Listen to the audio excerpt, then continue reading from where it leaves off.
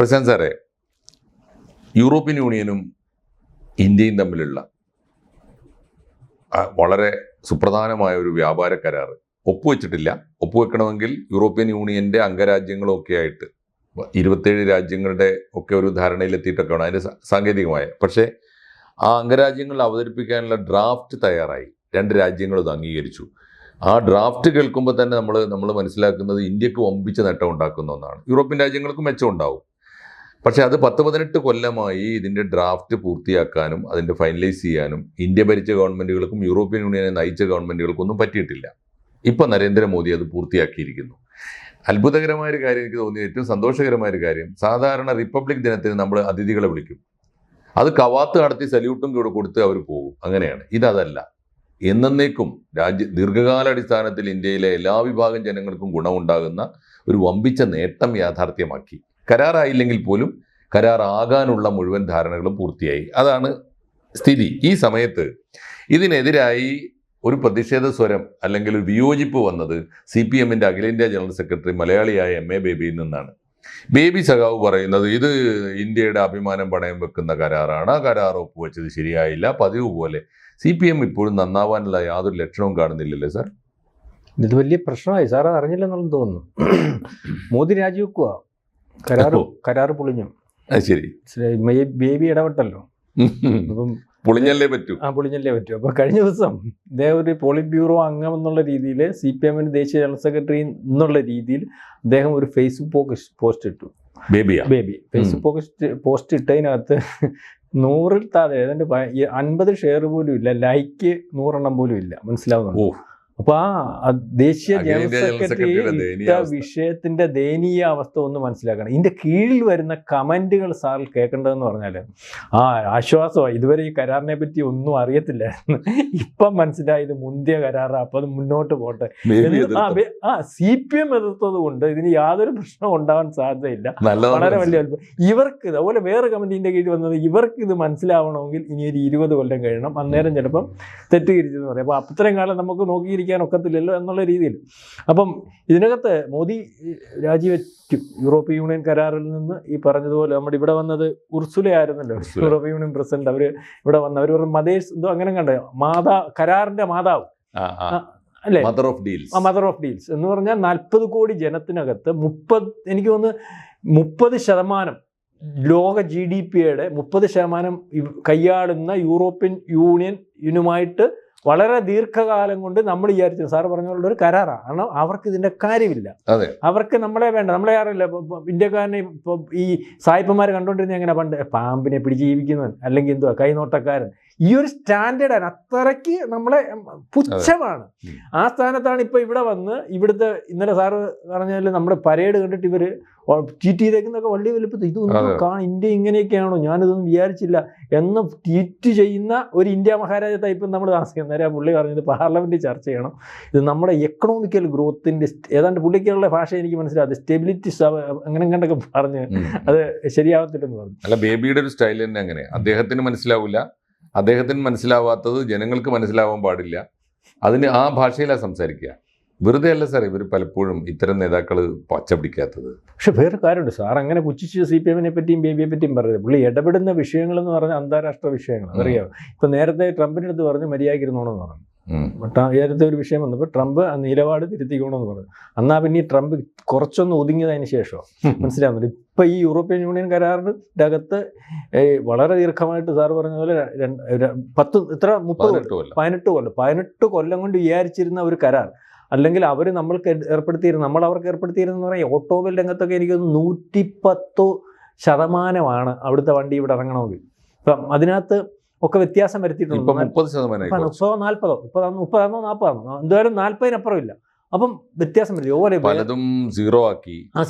സാറേ വേറെ വലിയ കാര്യമുണ്ട്. നമ്മൾ ഏറ്റവും കൂടുതൽ തുണി ഉൽപ്പാദിപ്പിക്കുന്ന രാജ്യങ്ങളൊന്നായിട്ട് വരും. ഇപ്പം നമ്മൾ എല്ലാ കാര്യത്തിലും നമ്മൾ പാലുൽപാദനം കയറ്റുമതിക്കൊക്കെ വരുന്ന പോലെ തുണി, പക്ഷേ ബംഗ്ലാദേശിൽ നിന്നുള്ള തുണിയായിരുന്നു ഏറ്റവും കൂടുതൽ ഈ പറയുന്ന ഇവിടെ പോകുന്ന 10-20 രാജ്യത്ത് കടന്നു വരണം. ആണ് അവർക്ക് സീറോ താരിഫായിരുന്നു, നമുക്ക് താരിഫ് ഉണ്ടായിരുന്നു, അതങ്ങ് മാറിയപ്പോൾ ഇനിയും. അപ്പം പറഞ്ഞതില് ഒരു ബേസും ഇല്ലാത്ത പല കാര്യങ്ങളും പറയുന്നുണ്ട്. ഇന്ത്യൻ കർഷകരെ ഇത് ബാധിക്കും. കാരണം യൂറോപ്യൻ യൂണിയൻ രാജ്യങ്ങളിലെ ഉൽപ്പന്നങ്ങൾ ഈ ഇന്ത്യയിലേക്ക് വരാൻ ഉദാരമായിട്ട് വരികയാണല്ലോ. വന്നു കഴിഞ്ഞാൽ ഇവിടുത്തെ കർഷകരുടെ ജീവിതത്തെ അത് ബാധിക്കുന്നതാണ് അദ്ദേഹം പറയുന്നത്. ഈ കരാറിൻ്റെ ആമുഖത്തിൽ തന്നെ പറയുന്നൊരു കാര്യം, ഇന്ത്യയിൽ ഏറ്റവും വിപുലമായ തോതിൽ ഉൽപ്പാദിപ്പിക്കുന്ന കാർഷിക ഉൽപ്പന്നങ്ങൾ മുഴുവനും ഈ കരാറിന് പുറത്താണ്. അത്തരം ഉൽപ്പന്നങ്ങളെക്കുറിച്ച് ചർച്ചയേ ഇല്ല, ഡീലേ ഇല്ല. അതുപോലും വായിച്ചു നോക്കാതെയാണ് ഈ മനുഷ്യൻ. ഇതിനകത്ത് വേറെ വലിയ കാര്യമാണ്. നമ്മൾ എപ്പോൾ പറയുമ്പോഴും ഇതിനകത്ത് വേറെ വലിയ 11% കയറ്റുമതി ഈ രാജ്യങ്ങളിലേക്ക് നമുക്കുണ്ട്. 17% നമ്മുടെ കയറ്റുമതി ഉണ്ടായിരുന്ന അമേരിക്ക 7 വട്ടം ചർച്ച ചെയ്തെന്നൊക്കെ പോലും ഇപ്പോഴും വ്യാപാര കരാർ തയ്യാറാക്കാത്തതിന്റെ കാര്യം എന്താണെന്നറിയോ? ഒന്ന്, നമ്മുടെ ക്ഷീരകർഷകരുടെ വിഷയമാണ്. 2, ഈ പറഞ്ഞ പോലെ അവിടുത്തെ ജനിതക മാറ്റം വരുത്തിയ ഉൽപ്പന്നങ്ങൾ ഇവിടെ കൊണ്ട് കാർഷിക.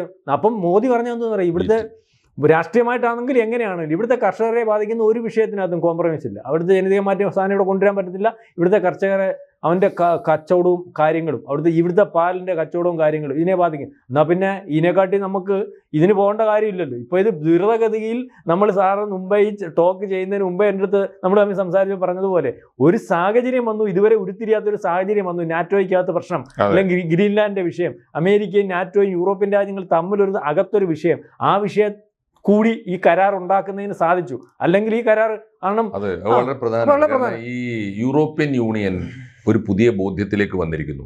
യൂറോപ്യൻ യൂണിയൻ ഇത്രയും കാലം അനുഭവിച്ചത് അമേരിക്ക അവരെ ചൂഷണം ചെയ്യുകയായിരുന്നു. ഒന്ന്. മറ്റൊന്ന്, ഒരു ശത്രുവിനെ കാണിച്ചിട്ട് ആണ് അവരെ ചൂഷണം ചെയ്തുകൊണ്ടിരുന്നത്. കാരണം റഷ്യ നിങ്ങളുടെ ശത്രുവാണ്, റഷ്യയിൽ നിന്ന് നിങ്ങൾക്ക് രക്ഷ വേണോ, ഞങ്ങളുടെ കൂടെ നിന്നോളൂ. അങ്ങനെയാണ് യൂറോപ്യൻ യൂണിയനെ മൊത്തമായിട്ട് നാറ്റോ സഖ്യത്തിൻ്റെ കൂടെ ചേർത്തത്. അതെന്തിനായിരുന്നു? അത് ഇപ്പോൾ അവർക്ക് മനസ്സിലായിരുന്നു. ആ രാജ്യങ്ങളുടെ GDP-യുടെ ആദ്യം 2% കരാറിൽ, ഇപ്പോൾ അത് 5% വേണമെന്ന് അമേരിക്ക ഡിമാൻഡ് ചെയ്യുകയാണ്. ഒരു മുടക്കമില്ലാതെ അമേരിക്കക്ക് ഇവരുടെയൊക്കെ വിയർപ്പിന്റെ പണം, ഇവരുടെയൊക്കെ അധ്വാനത്തിന്റെ വിയർപ്പിന്റെ പണമല്ല, അല്ലാത്തവന്റെ മുതൽ പിടിച്ചു പറിക്കുക, പോക്കറ്റ് അടിക്കാൻ്റെ സ്വല്ലേ. വെൻസുലേക്കകത്തെ അധികാരി തോന്നിവാസമാണ് കാണിക്കുന്നതെങ്കിൽ അതിനകത്ത് വേറെ ഏതെല്ലാം രീതിയിൽ അങ്ങനെയാണെങ്കിൽ തന്നെ അവിടെ തോന്നിവാസം കളിച്ചാൽ അവിടുത്തെ ജനങ്ങളല്ലേ മാറ്റം. അവിടെ എന്താണ് തോന്നിവാസമാണ്, ജനാധിപത്യം ഇല്ലായ്മ എന്ന് പറഞ്ഞാൽ അവിടുത്തെ എണ്ണ, ലോകത്തെ ഏറ്റവും വലിയ എണ്ണ ശേഖരമുള്ള സ്ഥലമാണ്. ആ എണ്ണ പിടിച്ചെടുക്കണം. ഈ GCC രാജ്യങ്ങളിലൊക്കെ അവരുടെ കഴിവുകേട് അല്ലെങ്കിൽ അവരുടെ പോരായ്മ അന്ന് മുതലെടുത്തിട്ട് ഇവൻ അവിടെ ചെന്നിട്ട് എണ്ണ വ്യാപാരം മൊത്തം അവരുടെ കസ്റ്റഡിയിലാക്കി വെച്ചേക്കില്ലേ. എന്നിട്ട് അവർക്ക് ഈ സംരക്ഷണം കൊടുക്കുന്നുള്ള വ്യാജന അവിടെ എല്ലാം ഒരിക്കലും അനങ്ങാത്ത രീതിയിൽ ഇവന്റെ സൈന്യത്താവളങ്ങൾ. മാത്രമല്ല ഈ കാട്ടു കള്ളന്മാര് ചെയ്യുന്നല്ലേ, കൊള്ളക്കാരി ചെല്ലുന്ന പോലെ പാതിരാക്കി ചെന്നിട്ട് ഭരണകൂടത്തെ കടത്തിക്കൊണ്ട്. ഇപ്പൊ തന്നെ ഇറാനിലെ വിഷയം നമ്മൾ എത്ര പറയുമ്പോഴും ഖമേനിയെ നമ്മൾ അദ്ദേഹത്തിന്റെ ശൈലിയോടൊന്നും അംഗീകാരമില്ല. പക്ഷെ അതവരുടെ ആഭ്യന്തര വിഷയമല്ലേ. അതിനകത്ത് ഇയാൾ വട്ടുന്നുണ്ട്, കപ്പൽ വിട്ട് മിസൈൽ വിടുമെന്നൊക്കെ പറയുന്നതിനകത്തൊന്നും ആ ഒരു ന്യായീകരണമില്ല. ഇവിടെ നമ്മളോടതാ ചെയ്തത്. പക്ഷെ നമ്മുടെ ഭരണാധികാരി കൃത്യമായിട്ട് എന്നിട്ട് പണി കൊടുത്തു. കാരണം ഇവന്റെ മൂട്ടിലെ സാധനം നമ്മൾ വലിച്ചിളക്കി. കാരണം ഇവൻ ഒന്നിച്ചു നിൽക്കുന്ന ഒരു സ്വഭാവം ഉണ്ടല്ലോ, സായിപ്പന്മാരുടെ ഒരു ഇതായിരുന്നല്ലോ ഈ നാറ്റോ, G7 അല്ലെ യൂറോപ്യൻ യൂണിയൻ, ഇവരെല്ലാം കൂടെ ഒന്നിച്ച് അങ്ങോട്ടും ഇങ്ങോട്ടും അതെല്ലാം മാറ്റി. ഇപ്പൊ കാനഡയുടെ അധികാരി അടുത്ത 1 മാസം ഇവിടെ വരുവാ. അവന് മനസ്സിലായി അടുത്ത ഭൂപടത്തിൽ പേര് വരച്ചു വെച്ചേക്കുന്ന കാനഡയാണ്. കാരണം അവിടെയും റെയർ മെറ്റീരിയൽസ് കൂടുതലാണ്. ഗ്രീൻലാൻഡ് പിടിക്കാൻ ചെന്നപ്പോൾ അവിടെ നാറ്റോ സൈനികരെ ഒരുക്കുന്ന ഒരു അവസ്ഥ ഉണ്ടായിരുന്നു. ഫ്രാൻസിന് കുറച്ച് നേരത്തെ മനസ്സിലായിരുന്നു, നമ്മളുമായിട്ട് ബന്ധമുണ്ടായിരുന്നു. ഫ്രാൻസ് പറഞ്ഞു ചൈന ഇങ്ങോട്ട് പോയി ഇവിടെ ഇൻവെസ്റ്റ് ചെയ്യും. അപ്പോൾ ഇത് ഏതാണ്ട് പൊളിച്ചു എന്ന് പറയാം. യൂറോപ്യൻ യൂണിയനുമായിട്ടുള്ള ഇന്ത്യയുടെ കരാറ് ആരുടെ ചങ്കിലാണ് കൊള്ളുന്നത് വെച്ചാൽ അത് അമേരിക്കയുടെ ചങ്കിലാണ്. നമ്മൾ വിചാരിച്ചത് ആരെന്നറിയാം, ഈ കരാറിനെതിരെ ഏറ്റവും കൂടുതൽ ശക്തമായിട്ട് വരാൻ സാധ്യതയുള്ളതും അല്ലെങ്കിൽ നമുക്കെതിരെ ഒരുപക്ഷെ യുദ്ധം വരെ പ്രഖ്യാപിക്കാൻ സാധ്യതയുള്ളതുമായിട്ടുള്ള, അല്ലെങ്കിൽ യൂറോപ്യൻ യൂണിയനെതിരെ യുദ്ധം പ്രഖ്യാപിക്കാൻ സാധ്യതയുള്ള ട്രംപാണ്. പക്ഷേ ഇപ്പം ഇത് അതിനെക്കാട്ടി അപകടകരമായിട്ടുള്ളൊരു നീക്കമാണ്. പക്ഷേ എന്താണ് എനിക്ക് മനസ്സിലാവാത്തത്, അമേരിക്കക്ക് എതിരായി ഏറ്റവും പുതിയ കാലത്ത് എടുക്കാവുന്ന ഏറ്റവും നല്ല ഡിപ്ലോമാറ്റിക് ആയിട്ടുള്ള, തന്ത്രപരമായ, സ്ട്രാറ്റജിക് ആയിട്ടുള്ള ഒരു നീക്കം ഇന്ത്യ ഗവൺമെൻറ് സ്ട്രോങ് ആയിട്ട് എടുത്തിട്ട് അത് ഇന്ത്യക്ക് നേട്ടം ഉണ്ടാക്കുമ്പോൾ അത് ആദ്യം മനസ്സിലാവേണ്ടത് ഇന്ത്യയിലെ കമ്മ്യൂണിസ്റ്റുകാർക്കാണ്. എന്താണ് അവർക്ക് പറ്റുന്നതെന്ന് എനിക്ക് മനസ്സിലാവുന്നില്ല. കാരണം ആണവ കരാർ ഒപ്പിട്ടത് അമേരിക്കക്ക് ഗുണം ചെയ്യുമെന്ന് പറഞ്ഞ സാറിന് ഓർമ്മയില്ലേ, UPA ഗവൺമെന്റ് പൊളിച്ചത്. അമേരിക്കക്ക് ഗുണത്തിനല്ല ഇന്ത്യ കരാർ ഒപ്പിടുന്നത്. ഇന്ത്യയുടെ നമ്മൾ ഈ പറഞ്ഞ പോലെ ഊർജ്ജ പ്രതിസന്ധി പരിഹരിക്കാനല്ലേ സാർ ഇതെല്ലാം ചെയ്യുന്നേ, മനസ്സിലാവണ്ടേ. അപ്പം ഏതായാലും ഇപ്പം സാറ് നിസ്സാരമായിട്ട് കാണണ്ട, അപകടകരമായിട്ടുള്ള നീക്കമാണ്. ട്രംപ് ആയിരുന്നു നമ്മൾ വിചാരിച്ചിരുന്ന ശത്രുവായിട്ട് അല്ലെങ്കിൽ ഈ കരാറിനെതിരെ വരാൻ സാധ്യതയുള്ള ആളെന്ന് വിചാരിച്ചതിൻ്റെ അപ്പുറം ഇദ്ദേഹം വന്നിട്ടുണ്ട്. അപ്പോൾ കരാർ ഒരുപക്ഷെ പൊളിഞ്ഞേക്കാം, മോദി രാജിവെച്ചേക്കാം, അങ്ങനത്തെയുള്ള ഒരു ആശങ്കയിലേക്കാണ് കാര്യങ്ങൾ പോകുന്നത്. CPM അത്തരം മലർപ്പൊടിക്കാരൻ്റെ സ്വപ്നങ്ങളൊക്കെ കണ്ടുകൊള്ളട്ടെ. പക്ഷെ കരാറും മോദിയും ഇന്ത്യക്കാർക്ക് വേണ്ടി മുന്നോട്ട് പോകുമെന്ന് തന്നെയാണ് എൻ്റെ വിശ്വാസം. അതാണ് കാലം ആവശ്യപ്പെടുന്നത്. ശരി.